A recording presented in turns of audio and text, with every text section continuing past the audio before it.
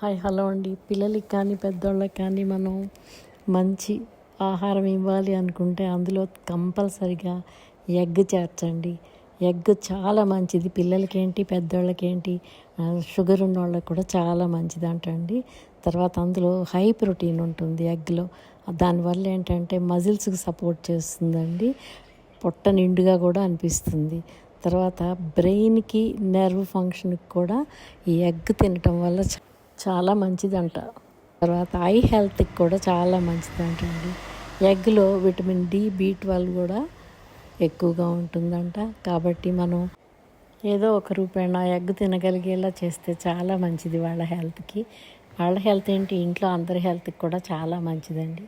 ఇలా సింపుల్గా ఉల్లిపాయలు వేసేసి వేగాక కొంచెం అల్లం వెల్లుల్లిపాయ కొద్దిగా వేసేసి అవి కూడా వేగనిచ్చేసి ఎగ్ కొట్టేసేసి ఉప్పు కారమేనండి అందులో వేసేసి చేస్తే పిల్లలు చక్కగా తింటారు.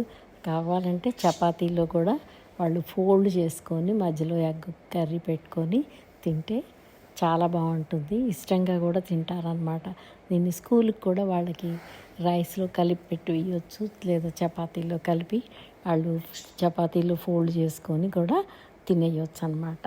చాలా సింపుల్గా ఈజీగా వాళ్ళకి మంచి ప్రోటీన్ అందించగలిగే ఆహారం ఏదైనా ఉందంటే ఎగ్ మాత్రమేనండి.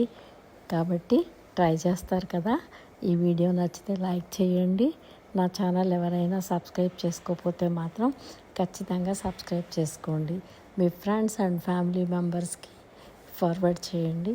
ఇలాంటి మంచి హెల్త్ బెనిఫిట్స్ ఉన్న వీడియోస్ మరిన్ని మీరు చూడవచ్చు అన్నమాట. ఉంటానండి. బాయ్. మీ కపిల. మరో వీడియోతోటి మీ ముందుకు వస్తానండి. లైక్ చేయటం మాత్రం అస్సలు మర్చిపోవద్దండి. అస్సలు మర్చిపోవద్దు అన్నమాట. ట్రై చేస్తారు కదా ఎగ్. ఈ మధ్య కొంచెం ఎగ్ తినని వాళ్ళని కూడా డాక్టర్స్ ఎగ్ తినమని సలహా ఇస్తున్నారండి. కాబట్టి డాక్టర్స్ మాట వినాలి. కాబట్టి తప్పకుండా తినని వాళ్ళు కూడా కొంచెం ఎగ్ అలవాటు చేసుకోండి, మరేం పర్వాలేదు. ఉంటానండి. బాయ్. మీ కపిల.